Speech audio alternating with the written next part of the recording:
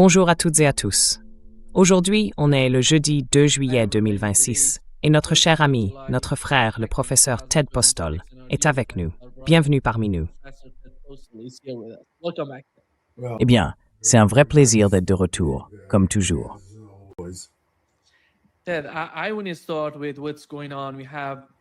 Ted, j'aimerais commencer par ce qui se passe en ce moment.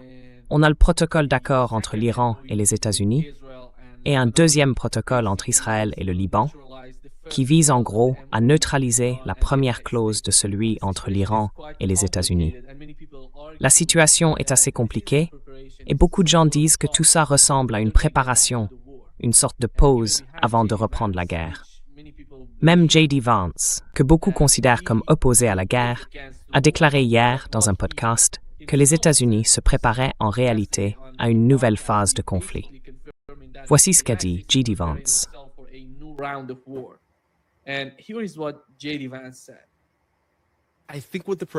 Je pense que ce que le président nous a demandé de faire, c'est d'utiliser ce protocole d'accord pour, en quelque sorte, relancer l'économie pétrolière mondiale, reconstituer certaines réserves et ensuite voir où en sont les choses.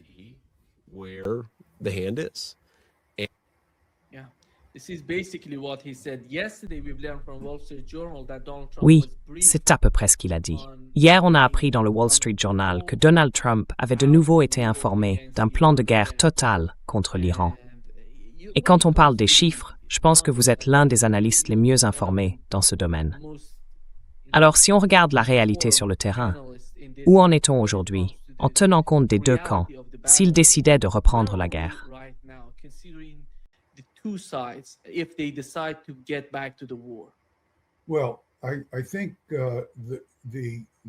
Eh bien, je pense que l'un des faits les plus importants dont je vais parler aujourd'hui, c'est que les systèmes de défense aérienne, en particulier le Patriot, et bien sûr l'Iron Dome aussi, n'ont aucune capacité, je le souligne, aucune capacité à faire face aux missiles balistiques iraniens qui représentent la principale menace. Donc, si l'Iran revient à une guerre de représailles avec des missiles balistiques, il n'y a rien que les États-Unis ou Israël puissent faire pour arrêter ces attaques. C'est une affirmation très forte que je fais là, et je pense qu'il est absolument essentiel que le public, et d'ailleurs les responsables politiques américains, comprennent bien ce point.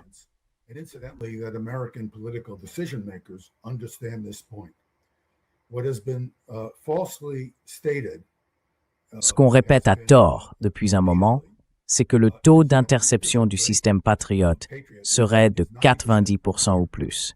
C'est complètement faux. Et ce que je vais montrer, c'est que non seulement c'est faux, mais que j'ai des données concrètes qui le prouvent. Donc c'est un épisode très important pour tous ceux qui veulent vraiment comprendre quelles sont les capacités défensives des États-Unis et d'Israël face à une escalade, dans un scénario où les Iraniens lanceraient leurs missiles balistiques sur des cibles dans le Golfe Persique et en Israël.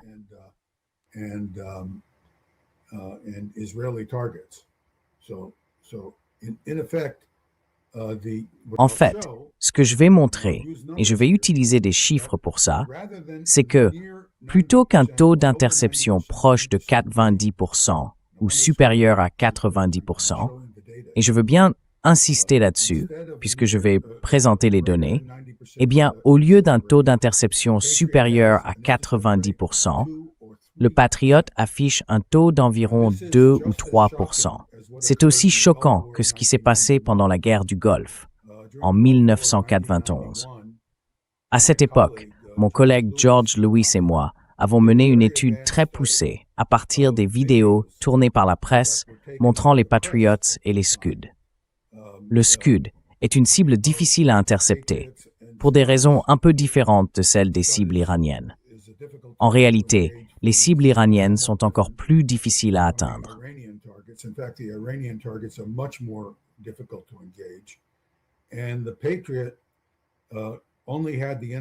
Et à l'époque, le système Patriot n'avait que l'intercepteur PAX-2. Je vais expliquer la différence entre le PAC-2 et le PAC-3. Le PAC-2, lui, a échoué de façon catastrophique. Et comme aujourd'hui, l'artillerie de défense aérienne, de l'armée et les sous-traitants de l'époque c'était Raytheon à ce moment-là, aujourd'hui c'est Raytheon et Lockheed Martin, mentaient ensemble sur les performances du Patriot pendant la guerre du Golfe, mensonge, en 1991. À l'époque, ils affirmaient encore un taux d'interception supérieur à 90%. Or, notre étude a montré que le taux réel d'interception était presque certainement nul. Autrement dit, ils n'avaient probablement intercepté aucune ogive de Scud. Cette étude que nous avons menée a été contestée par le sous-traitant et par le gouvernement américain.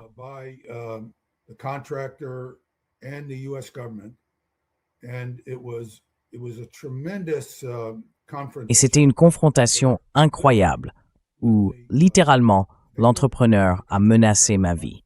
Franchement, ça a été une expérience marquante pour moi. Donc je ne peux pas dire que j'ai beaucoup d'affection pour Raytheon. Ils ont essayé de salir mon collègue et moi en prétendant qu'on avait trafiqué des vidéos. Bref, on a traversé toutes ces épreuves et au final, on a été reconnu comme ayant entièrement raison. Un article a été publié en 1996, 3 ans après notre publication principale, par la Société américaine de physique. Et cette société avait mis en place un comité qui a examiné notre analyse.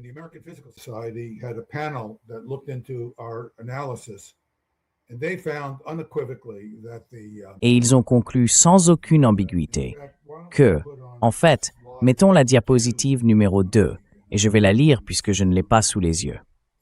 La Société américaine de physique a constaté, c'est indiqué ici en jaune, qu'il existe une contradiction totale entre les chiffres de l'armée sur les performances du Patriot, qui affichait 96% pendant la guerre du Golfe pour l'ensemble des engagements, et les résultats basés sur l'analyse des vidéos.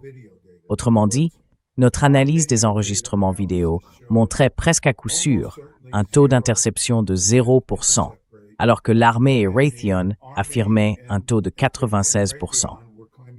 Aujourd'hui, on se retrouve dans la même situation, sauf qu'on parle de l'intercepteur PAC-3 et non du PAC-2.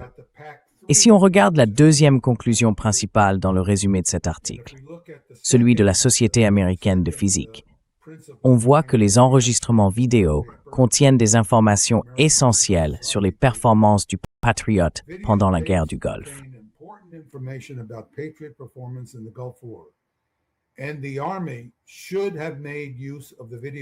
Et l'armée aurait dû utiliser les informations vidéo dans ses études sur les performances du Patriot. Donc, je réaffirme maintenant que les données que je vais vous montrer, les vidéos, contiennent des informations importantes qui montrent que le système atteint un taux d'interception de 2 à 3%. Mais cette fois, il s'agit de la guerre du Golfe de 2026, pas de celle de 1991. Et maintenant, on parle du Patriot PAC-3, l'intercepteur modernisé, pas du Patriot PAC-2, celui utilisé pendant la guerre du Golfe de 1991. Alors, si on passe à la diapositive numéro 4, je voudrais montrer au public une série d'images extraites des vidéos que je vais présenter pour expliquer comment on peut déterminer qu'une véritable interception d'un missile balistique iranien a bien eu lieu. Le missile balistique cible numéro 1 d'ailleurs n'apparaît même pas dans l'encadré numéro 1.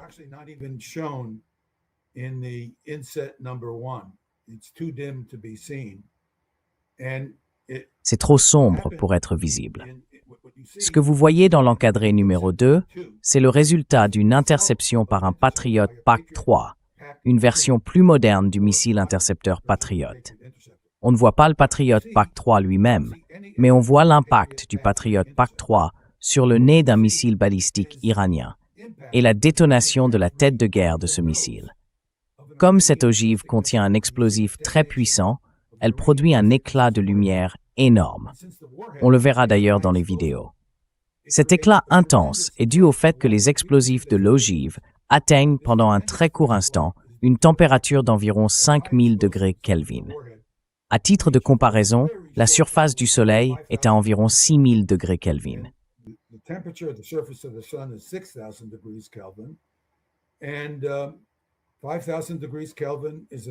Et 5000 degrés Kelvin, c'est une température suffisante pour remplir l'écran vidéo d'une lumière qui ne vient pas seulement directement de l'explosion de l'ogive, mais aussi de la lumière diffusée. Vous voyez, il y a cette détonation extrêmement intense.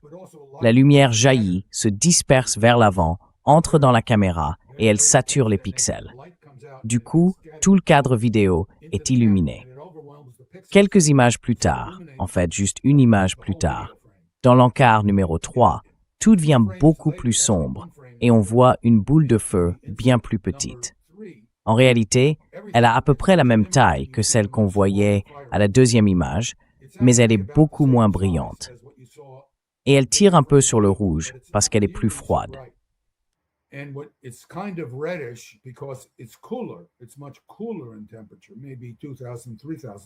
La température est bien plus basse, peut-être autour de 2 ou 3000 degrés Kelvin. Du coup, la quantité de lumière émise est beaucoup plus faible et la lumière diffusée autour de la boule de feu est bien moins intense. Elle n'éblouit donc plus complètement les pixels situés en dehors de la silhouette de la boule de feu. Si vous regardez l'image de la vidéo montrée dans l'encadré numéro 4, vous verrez que la boule de feu paraît un peu plus grande. Ce n'est pas une illusion. Ce que vous voyez vraiment, c'est qu'au moment où la boule de feu explose, la lumière est tellement intense qu'elle sature tous les pixels. En se refroidissant, on commence à distinguer le contour des gaz brûlants issus de l'explosion, mélangés à des particules d'oxyde solide. Parce que l'explosion produit énormément de petites particules, et ces particules-là sont très chaudes.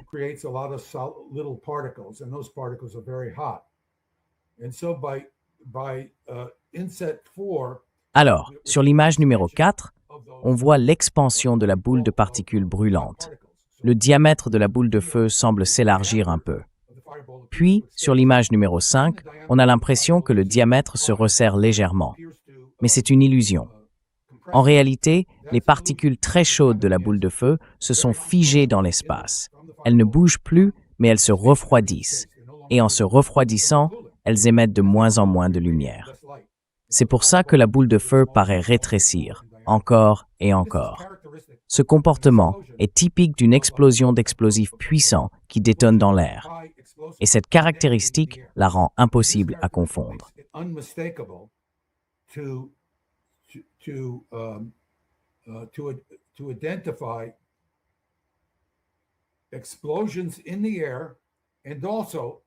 Des explosions dans le ciel, mais aussi au sol. Parce que quand l'ogive touche le sol, si elle n'a pas été interceptée, elle explose et provoque un grand flash de lumière. Et sur les vidéos, on voit bien que ce flash est centré au sol, pas dans les airs. Donc on sait que c'est une détonation au sol.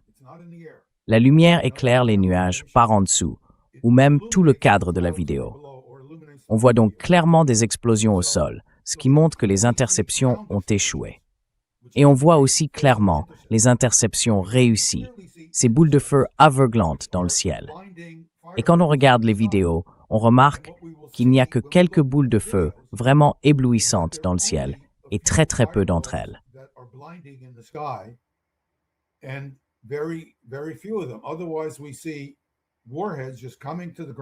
Sinon, on voit les ogives tomber directement au sol, et on voit les explosions au sol. Le ciel s'illumine depuis la terre, quand les ogives qui explosent éclairent les nuages par en dessous, ou même le ciel entier, tellement c'est intense. C'est une preuve claire, sans aucune ambiguïté. Il n'y a rien à débattre là-dessus, absolument rien. La Société américaine de physique est d'accord, il n'y a rien à discuter. Cela montre clairement quel est le taux d'interception. Et dans les vidéos, on verra 50, 100 ou 30 missiles arriver, frapper le sol et exploser, et peut-être 1, 2 ou 3 boules de feu dans le ciel.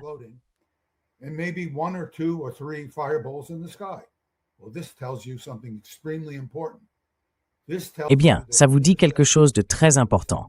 Ça montre que les interceptions de missiles balistiques par les Patriot PAC-2 et PAC-3 sont très faibles. Le taux d'interception est de 2 ou 3% dans la situation actuelle, la guerre du Golfe de 2026, et il était proche de 0 pendant la guerre du Golfe de 1991. Alors, passons à la diapositive numéro 6, et je vais vous montrer la différence entre le Patriot PAC-2 et le Patriot PAC-3. On va aussi regarder une très courte vidéo d'une tentative d'interception par un Patriot PASEC 2 en 2026 au-dessus de Tel Aviv. Et on saura que c'est bien un Patriot PAC-2 parce que le Patriot PAC-2 contient une ogive.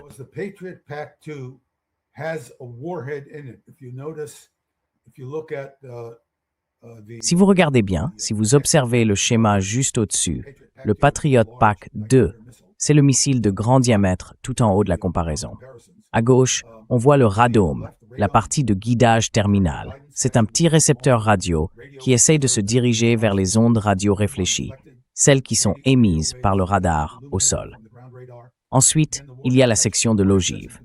Cette partie contient une grosse charge explosive, conçue pour produire des fragments qui partent à très grande vitesse, presque 2 km par seconde, un peu comme une décharge de fusil de chasse, mais sphérique. L'idée, c'est de faire exploser cette ogive au contact du missile ennemi. Alors, le problème avec ce système, enfin, avant d'y venir, regardons en dessous. On a le Patriot PAC-3. Le Patriot PAC-3, lui, n'a pas d'ogive. Il possède juste un tout petit dispositif explosif, mais qu'on distingue à peine.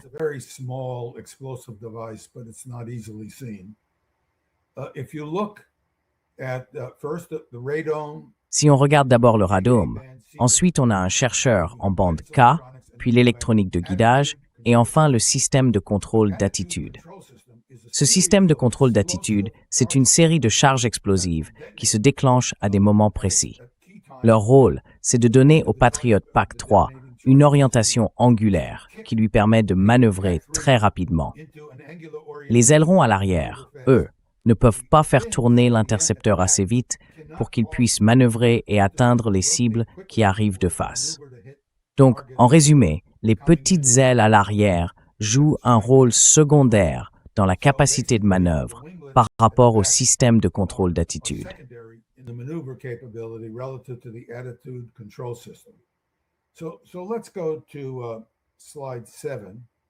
Alors passons à la diapositive numéro 7. Je veux simplement attirer votre attention sur un point important. Sur la gauche, en rouge, en haut à gauche, cette diapositive vous montre un intercepteur PAC-2. Et à partir de l'arrière explosif du missile Patriot PAC-2, on voit un schéma vectoriel qui illustre le mouvement des fragments issus de la tête militaire. Alors reprenons les calculs pour que ce soit bien clair.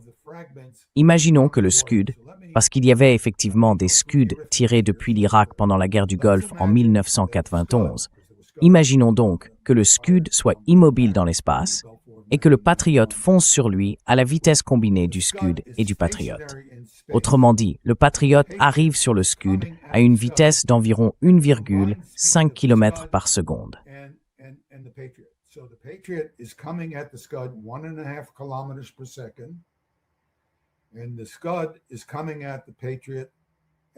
Et le Scud arrive face au Patriot à environ 2,5 km ou un peu plus de 2 km par seconde. Donc la vitesse de croisement totale est d'environ 3,5 km par seconde. Si on imagine qu'on est sur le Scud, lui ne bouge pas. Donc le Patriot passe à 3,5 km par seconde par rapport à un Scud immobile. Quand l'ogive explose, certains fragments partent parallèlement ou perpendiculairement à l'ogive du Scud. Enfin, je veux dire à l'intercepteur Patriot PAC-2.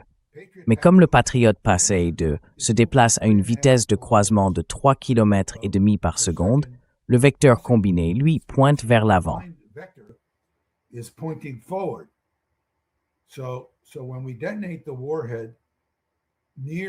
Donc, quand on fait exploser la charge près de l'endroit où l'on pense avoir détecté l'avant du Scud, il faudrait détecter cet avant instantanément pour qu'un éclat touche précisément cette partie du missile.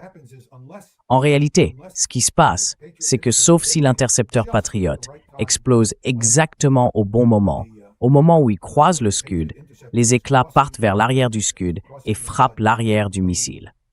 Ils peuvent endommager la structure, mais l'ogive, elle, continue sa trajectoire, tombe au sol et explose.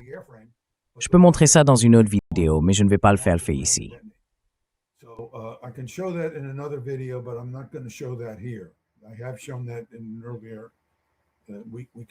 J'ai déjà montré ça dans une autre vidéo. On pourra y revenir plus tard si les gens sont vraiment intéressés par cet événement. Mais si on passe à la diapositive numéro 8, on y voit les différents Patriot PAC-3. Et ce qu'il faut retenir à propos du Patriot PAC-3, c'est que si on regarde juste à l'avant, on voit une zone un peu bleutée, détaillée au-dessus. C'est le radar situé à l'avant du Patriot PAC-3. Ce radar, voilà, oui, allez-y. On peut passer à la suivante. Ce radar envoie 2 faisceaux. That radar sends out 2 beams. The beams are of relatively wide. Les faisceaux ont une largeur assez grande, peut-être 1 degré environ. Mais si on regarde les 2 faisceaux, disons qu'on observe le point où ils se croisent au centre et qu'on mesure l'intensité dans chacun d'eux, on peut en déduire pas mal de choses. Par exemple, si on regarde le faisceau rouge, si l'intensité de la cible dans le faisceau rouge est nettement plus faible que dans le faisceau bleu, alors on sait qu'on peut interpoler entre les 2 intensités, celle du bleu et celle du rouge, pour trouver le milieu entre les 2 faisceaux. Et à partir de là, on peut déterminer, avec une précision 10 fois supérieure à la largeur de ces faisceaux, voire 20 fois plus précise, où se trouve l'avant, le point exact de la cible qui arrive. Et c'est ce point-là qu'on veut atteindre.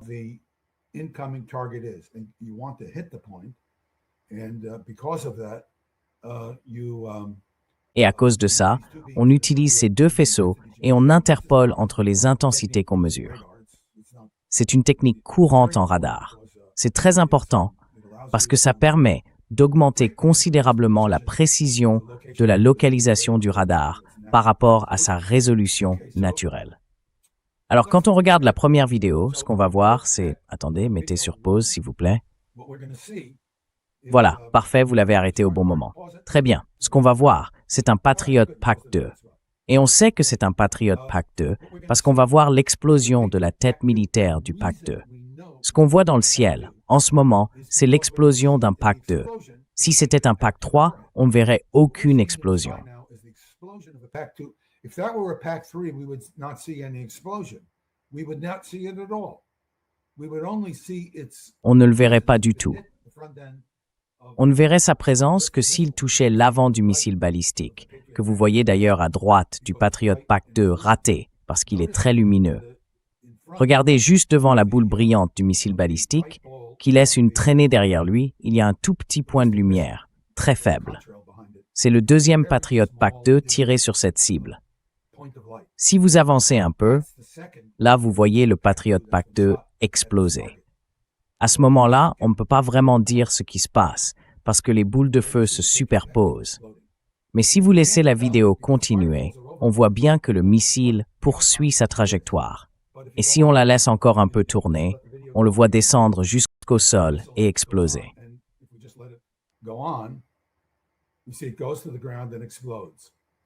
Voilà.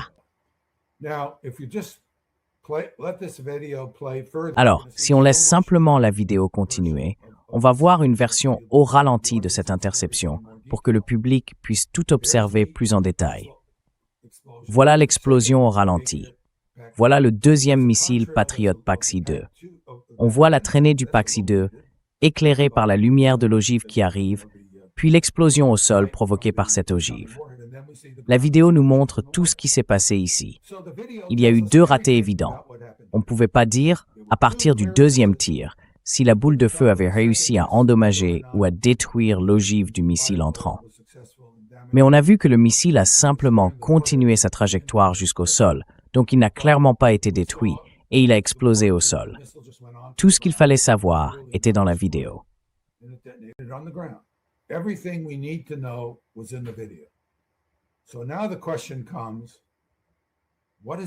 Alors maintenant, la question se pose, quelles sont les preuves que ce système atteint un taux d'interception de 90% avec le PAC-3?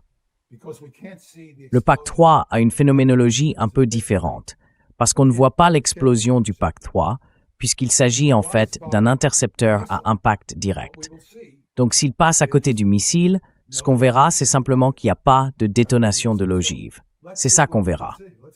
Bon, voyons ce qu'on peut observer. Passons à la vidéo numéro 2. Alors ici, pouvez-vous arrêter juste une seconde? Désolé. Je voudrais souligner que contrairement à la guerre du Golfe de 1991, où nous étions limités à des vidéos de qualité assez médiocres, filmées avec les caméras de l'époque, et aussi, vous savez, à ce que la presse pouvait capter. Aujourd'hui, pendant la guerre du Golfe de 2026, on a des gens avec des caméras de très haute qualité sur leur téléphone.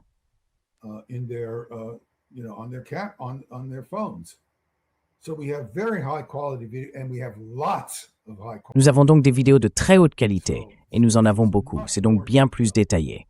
Et la question que le public devrait garder à l'esprit en regardant tous ces extraits que j'ai rassemblés ici, c'est « qu'est-ce que je vois exactement ?» Et si on a un taux d'interception de 90%, pourquoi le ciel n'est-il pas illuminé d'explosions? Pourquoi est-ce le cas, si on peut voir une interception? Et je vais vous montrer qu'on peut effectivement en voir une. Alors, allons-y.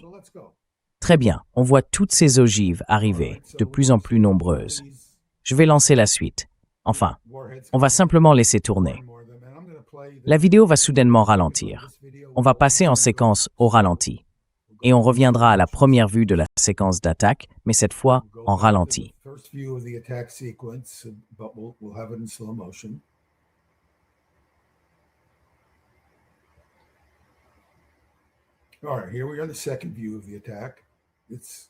Très bien, nous voici sur la deuxième vue de l'attaque. C'est en temps réel jusqu'à l'interception. Maintenant, on va passer à un dixième de la vitesse, donc 10 fois plus lent. Voilà l'interception. C'est très clair. C'est ce que vous aviez vu dans l'autre vidéo, mais c'était trop rapide pour que vous puissiez le distinguer. Remarquez qu'il y avait 3 objets et que 2 d'entre eux sont apparus. Ce que vous voyez derrière, c'est une zone lumineuse persistante. Ce sont les gaz brûlants laissés par l'interception. Donc, on peut bien observer une interception. Et on n'a pas vu d'autres interceptions provenant des... Malheureusement, on dirait qu'on n'a pas vu d'interception venant des autres boules de feu. En d'autres termes, on aurait dû voir une série d'interceptions.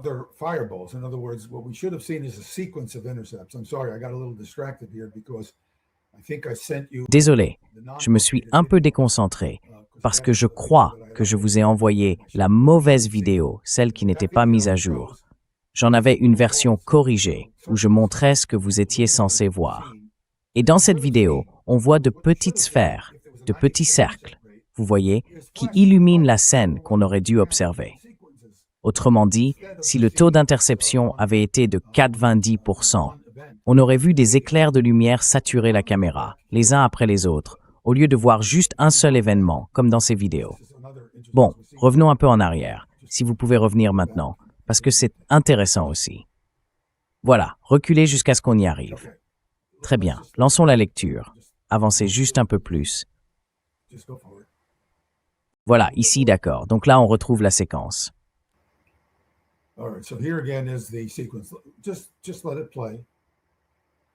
Laissez simplement tourner la vidéo. Et maintenant, on va passer à un autre exemple. On va voir 4 explosions, enfin je crois 5, au sol, et pourtant on ne les distingue même pas. C'est difficile à voir quand on regarde en temps réel. Un autre point que je veux souligner, c'est qu'on peut repérer les explosions au sol et qu'on peut comprendre pas mal de choses rien qu'en observant les éclairs de lumière, même s'il faut ralentir la séquence pour bien les voir. Voici donc les 4 explosions au sol, montrées en temps réel. Et on va assister à des événements très intéressants. D'abord, on l'a vu au ralenti, et on a remarqué une explosion au sol à partir d'un éclair de lumière dans le ciel. On devrait le revoir ici. Voilà, un éclair de lumière dans le ciel. Ça, c'est une explosion au sol. Donc quelque chose n'a pas été intercepté. Et ensuite, on voit un deuxième objet arriver.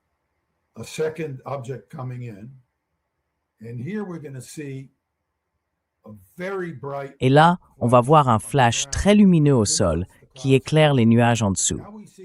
Maintenant, on aperçoit un troisième objet. Regardez ça. Tout à coup, il y a un nuage de sous-munitions derrière lui. Et ensuite, on voit une explosion au sol. C'est donc une ogive très particulière, parce qu'elle contient à la fois des sous-munitions et une ogive unitaire. Elle a libéré les deux, les sous-munitions et une ogive à haut pouvoir explosif. Puis on voit une cinquième explosion qui illumine le ciel. Voici maintenant un gros plan de l'arrière. Ce qu'on voit ici, c'est l'explosion au sol, puis les sous-munitions, qui sont surchauffées.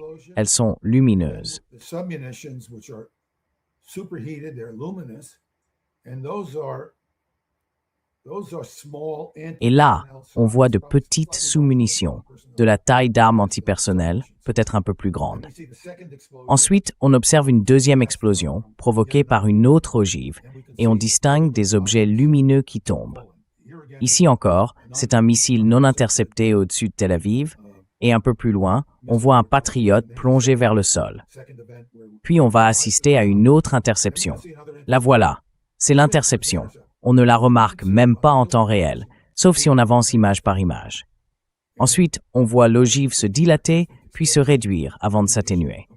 Mais où sont les autres interceptions? On devrait en voir partout.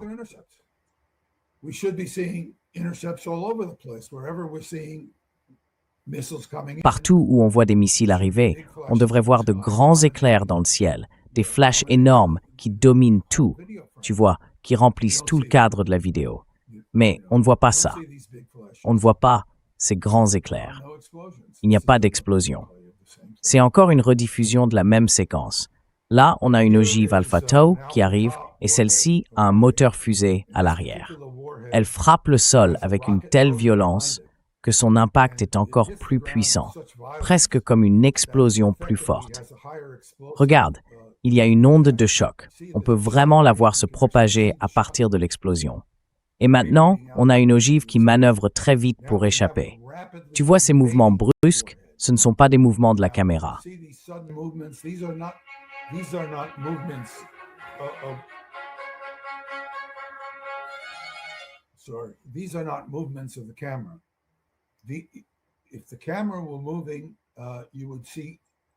Si la caméra bougeait, vous verriez des sauts dans le sol, sur le plan horizontal.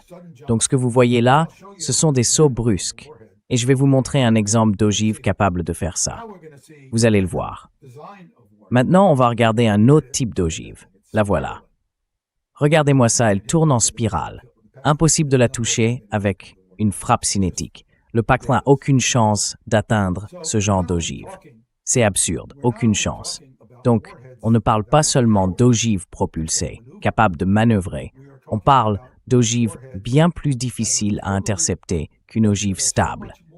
En d'autres termes, les ogives qu'on voyait tout à l'heure, celles qui arrivaient simplement ici, par exemple, elles ne manœuvraient pas.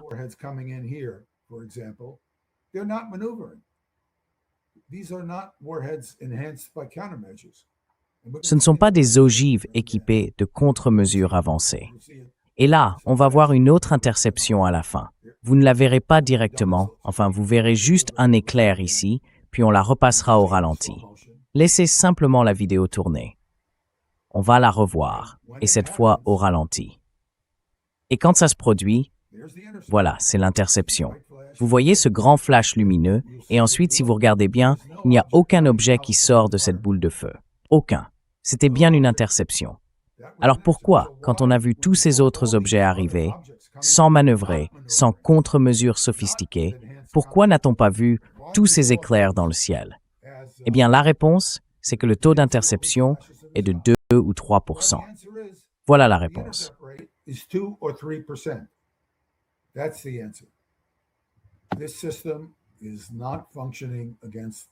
Ce système ne fonctionne pas contre les missiles balistiques iraniens. C'est un échec total. Alors, quand on attribue un contrat de 35 milliards de dollars, apparemment confié à Lockheed Martin pour construire encore plus d'intercepteurs, afin de nous défendre contre des missiles balistiques dans une guerre future, cet argent est gaspillé. On parle de 35 milliards pour rien. Vous savez, c'est 35 milliards. Si vous êtes contre les dépenses militaires, vous pouvez en débattre. Si vous pensez qu'il faut les consacrer à l'armée, on pourrait les utiliser pour d'autres systèmes. Et si vous estimez que les dépenses militaires sont une mauvaise idée, eh bien, cet argent pourrait permettre à beaucoup de gens d'avoir des soins médicaux ou simplement de manger.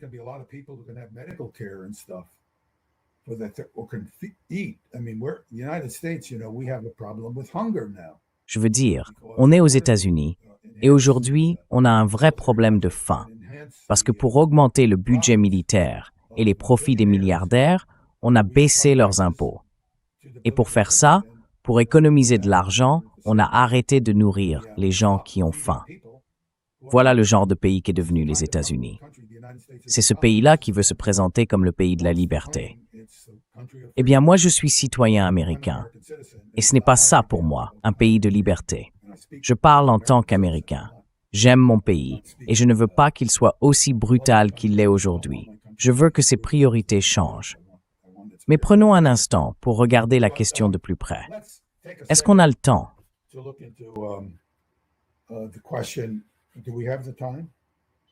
Oui, bien sûr. Prenons un instant pour regarder la diapositive. Enfin, commençons par la diapositive numéro 10. C'est une diapositive avec du texte. Ça va m'aider à expliquer.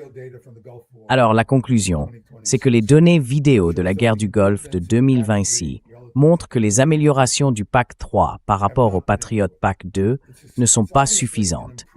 C'est évidemment un système amélioré parce que, au lieu de ne rien toucher du tout, comme le Patriot PAC 2 pendant la guerre du Golfe de 1991, il intercepte 2 ou 3% des missiles entrants qui n'ont pas de contre-mesure. Donc là, on parle bien de missiles sans contre-mesure. Mais si on passe à la diapositive suivante, on voit que la situation se complique parce que d'autres vidéos montrent qu'il y a bel et bien des contre-mesures. Et si on n'arrive déjà pas à intercepter des missiles balistiques sans contre-mesure, alors face à des missiles qui en ont, on sera forcément battu.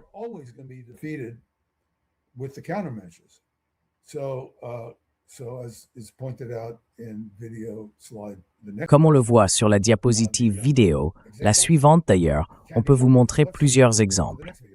Allons donc à la diapositive suivante. Voici un exemple d'une ogive Al-Fatah, équipée d'un moteur fusée intégré à l'arrière de l'ogive. Alors, pour cette ogive, je ne connais pas exactement son poids, il faudrait que je vérifie, mais on parle probablement d'une tonne environ. Et ce moteur fusée permet facilement à l'ogive de manœuvrer. Passons directement à la diapositive 18.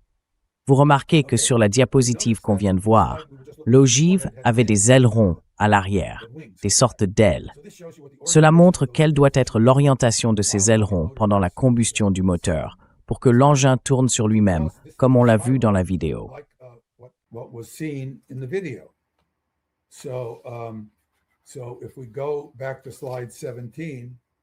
Alors, si on revient à la diapositive 17, on voit cette ogive en spirale et un moteur fusée qui la fait tourner.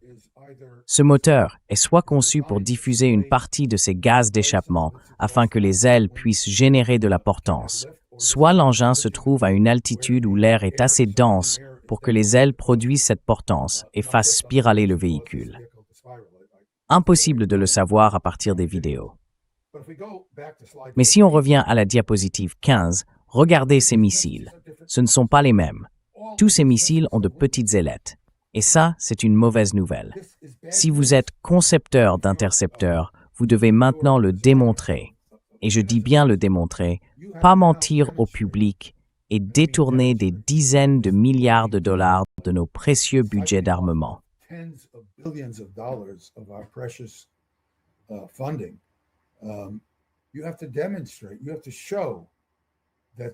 Il faut le démontrer, il faut prouver que ces systèmes peuvent fonctionner. Alors à mon avis, pour ceux dans le public qui sont citoyens américains et qui veulent écrire à leurs membres du Congrès, c'est un scandale incroyable. Parce que je peux vous dire que j'ai passé du temps, et plus récemment, j'ai pris des contacts au Pentagone et dans les armées européennes, au pluriel, ainsi qu'avec plusieurs responsables militaires américains. Et on m'a dit, sans aucune ambiguïté, par des personnes qui essayent d'évaluer les performances du Patriot pendant la guerre du Golfe de 1991, aussi bien en Europe qu'au Pentagone américain, qu'ils n'ont aucune information de première main sur les performances du Patriot pour leurs travaux de planification. En d'autres termes, ce sont des planificateurs et on leur montre des transparents en leur disant que le taux d'interception du Patriot dépasse 90%. that the intercept rates of Patriot are greater than 90%. And these people are then going Et ces gens-là, ensuite, doivent planifier les acquisitions pour le Pentagone. Et comme certains doutent de recevoir des chiffres honnêtes, j'ai fini par communiquer avec eux. Je ne veux pas être trop précis là-dessus, parce qu'aujourd'hui, tout l'environnement est contrôlé par des sous-traitants qui ne cherchent qu'à faire de l'argent, sans aucun intérêt pour le service de leur pays sur le plan militaire. Peu importe qu'on soit d'accord ou non sur la légitimité de ces interventions militaires. Ces gens ne cherchent pas à défendre le pays qui les finance. Ce n'est pas une exagération. Et les membres du Congrès, eux, ne remplissent pas leur devoir de responsabilité financière, alors même qu'ils ont sous les yeux des données qui leur ont été présentées, et qu'ils ne demandent pas aux sous-traitants de fournir les preuves pour justifier leur prétendue efficacité de 90% d'interception. To prove their claim of 90% intercept rate. They must have the data if they're not lying. S'ils ne mentent pas, ils doivent avoir les données. Donc je dis qu'ils mentent. Je dis que les données montrent, comme en 1991, quand ils affirmaient 96%. D'ailleurs, en 1991, leur mensonge était tellement efficace que le secrétaire à la Défense, qui était alors Dick Cheney, et le président des États-Unis, H.W. Bush, n'étaient pas correctement informés. Tous les deux pensaient que le taux d'interception pendant la guerre du Golfe de 1991 était de 96%. Ils ne l'ont découvert qu'après la publication de notre étude. Et bien sûr, notre étude a été attaquée. Il a fallu du temps pour que vous savez. En fait, le Congrès finisse par enquêter. C'est pour ça qu'aujourd'hui, c'est reconnu, même par les sous-traitants, qui ne vous racontent pas la vraie histoire. Les sous-traitants disent « Oui, bon, il y a eu une erreur, et c'était pas aussi bon qu'on le pensait. » Ce qu'ils ne vous disent pas, c'est qu'ils ont menti de façon systématique. What they don't tell you is that they systematically lied. They lied to the president. They lied to the secretary. Ils ont menti au président. And Ils ont menti au secrétaire à la Défense. Et ils ont menti au Congrès, quand ils ont essayé de le convaincre d'acheter plus d'intercepteurs, alors qu'ils savaient très bien que ces intercepteurs ne fonctionnaient pas. Ce sont donc des gens qui ont derrière eux 30, 35 ans d'un historique de mensonges envers le peuple américain et de détournement d'énormes sommes d'argent, probablement près de 1000 milliards de dollars. Parce que quand on achète une batterie Patriot pour $1 milliard, il faut s'attendre à ce qu'elle coûte 4 ou 5 fois plus cher si elle est utilisée au combat, puisque les intercepteurs coûtent à eux seuls autant que l'unité complète. Environ 250 de ces systèmes ont été vendus dans le monde, dont 40 ou 50 aux États-Unis. Donc on parle d'environ 250 milliards de dollars dépensés. So you're talking about $250 billion being spent. If they have spent 2 or 3 or 4. S'ils ont dépensé 2, 3, voire 4 fois plus que prévu, on parle là de presque 1000 milliards de dollars investis dans un système qui ne fonctionne pas.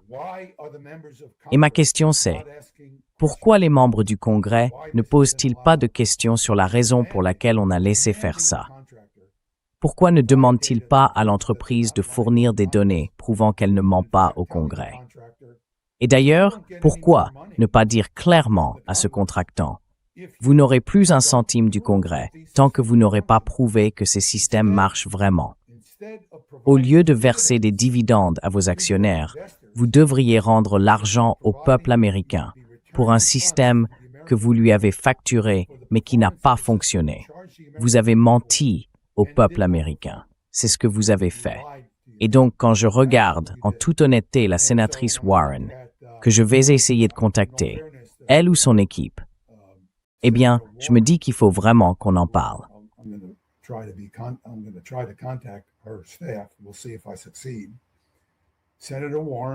On verra si j'y arrive.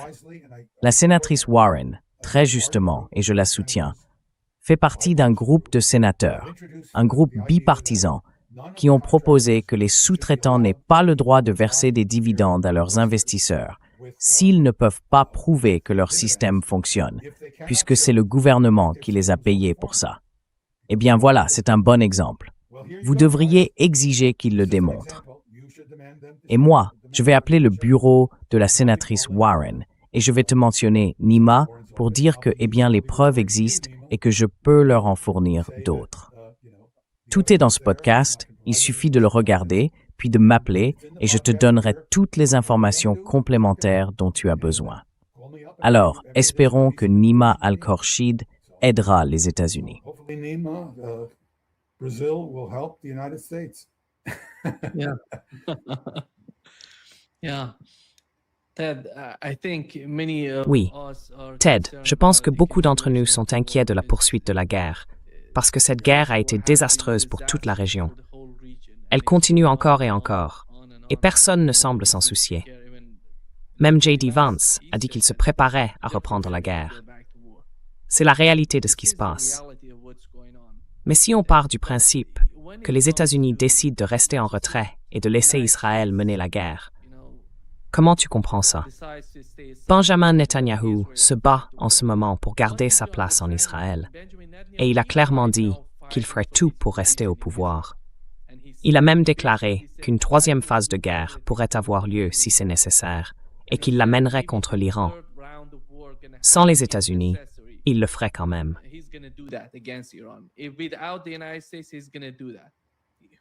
Well, I think the Americans can control the Israelis, right? And the way they can control the Israelis is turn off the spigot. Right now, the Americans are providing the armaments that allow Israel to attack Gaza and to attack Lebanon. And they are murdering people in both places. And they are destroying the houses for people where people can live in southern Lebanon. They have destroyed almost everything, if not everything, in Gaza. And that is minimally ethnic cleansing. Au minimum, parce que ce que vous faites, c'est rendre impossible le retour des gens chez eux. Et en réalité, c'est plus qu'un nettoyage ethnique, c'est un génocide. More than ethnic cleansing, it's genocide. Because, they have certainly killed. Parce qu'ils ont certainement tué des centaines de milliers de personnes à Gaza. Il n'y a aucun moyen que ce ne soit pas le cas, peu importe comment la presse essaye d'atténuer le nombre de morts. On ne peut pas détruire autant de bâtiments avec des gens à l'intérieur sans avoir tué des centaines de milliers de personnes. C'est un bombardement massif, comme ceux de la Seconde Guerre mondiale. Et on sait ce qui s'est passé.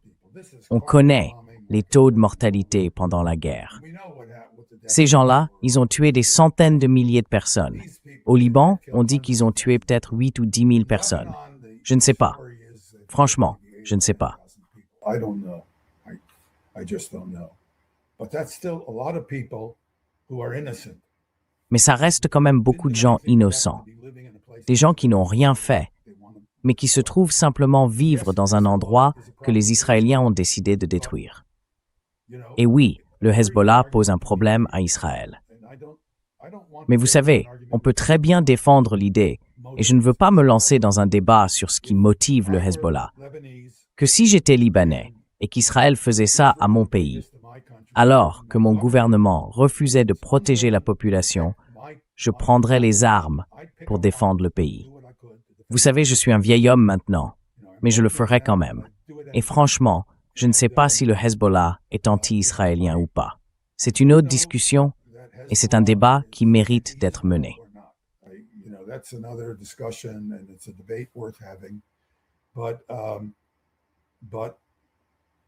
Mais quand on regarde leurs actions, ce qu'ils font, c'est simplement défendre leur pays. Au fond, c'est ça, tout simplement. Et si on veut que ça s'arrête, il faut un accord avec l'Iran. Parce que le mémorandum d'entente n'est pas encore négocié. C'est juste un mémorandum d'entente. Tout ce qu'on a à faire, et je pense que les Iraniens accepteraient, je le crois vraiment, même si je peux me tromper, c'est de dire que dans cette partie du mémorandum d'entente, nous garantissons qu'Israël se retirera du Liban. Et vous garantissez que le Hezbollah cessera d'attaquer Israël. Surtout si Israël ne le fait pas, il n'y aura plus de tirs de roquettes sur Israël. Especially if Israel does not, there will be no more rocket attacks into Israel. That will be ended. And, unless Ça, ce sera terminé. Et vous savez, à moins qu'Israël n'attaque des gens au Liban, le Hezbollah devrait cesser toute action. Et vous voyez, il faut mettre cette responsabilité sur les Iraniens. C'est dans l'intérêt de tout le monde, y compris du Hezbollah, d'avoir cet accord. Donc ce mémorandum d'entente peut vraiment être quelque chose de constructif. Je crois que les Iraniens sont sérieux et sincères dans leurs intentions.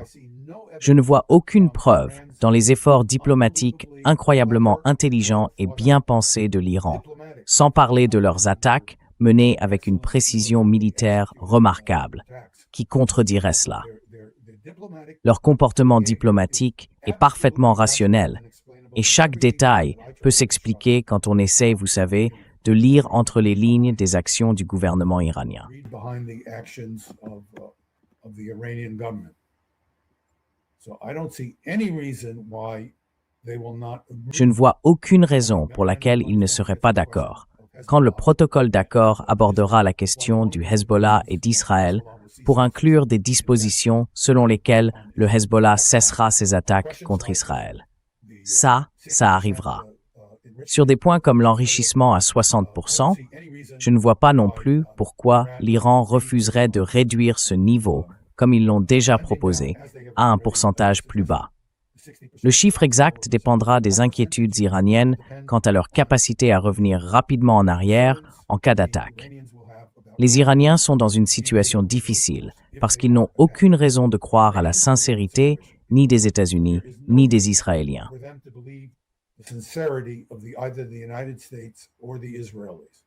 They have been attacked twice while in Ils ont été attaqués 2 fois, alors même qu'ils étaient en pleine négociation. Des négociations censées se dérouler de bonne foi avec les États-Unis et Israël. Et tout ça pendant que les discussions étaient en cours. Vous savez, me tromper une fois, d'accord, me tromper 2 fois, là c'est vraiment pas bon. Je ne me ferai pas avoir une 3e fois. Donc les Iraniens doivent se protéger. Et cette protection, c'est la capacité de construire une arme nucléaire après avoir été frappés par des armes nucléaires israéliennes. C'est la carte qu'ils doivent garder dans leur jeu. Et ils mènent une guerre existentielle. Ils affrontent des adversaires qui ont clairement dit vouloir détruire complètement l'Iran. Et vous savez, à leur place, à la place de l'Iran, je ne me désarmerai pas. in their position, in Iran's position, I would not disarm. I would do things to make it less. Je ferai certaines choses pour que ça paraisse moins menaçant, pour ne pas donner l'impression que je vais foncer tout droit et construire une arme nucléaire. Donc, réduire l'enrichissement, c'est vraiment un geste positif, de bonne foi, de la part des Iraniens. Mais renoncer à leur capacité de riposte, ce serait tout simplement naïf et stupide. Personne qui veut survivre ne devrait se désarmer face à la menace que les Iraniens ont subie. Ils n'ont pas d'autre choix que de continuer à ne pas abandonner leur capacité d'attaque. C'est un peu comme ce que Trump a fini par comprendre. Pourquoi abandonneraient-ils leurs missiles balistiques si c'est la seule chose qu'ils ont pour se protéger de ces fous qui essayent de les tuer et de détruire une civilisation vieille de 6000 ans?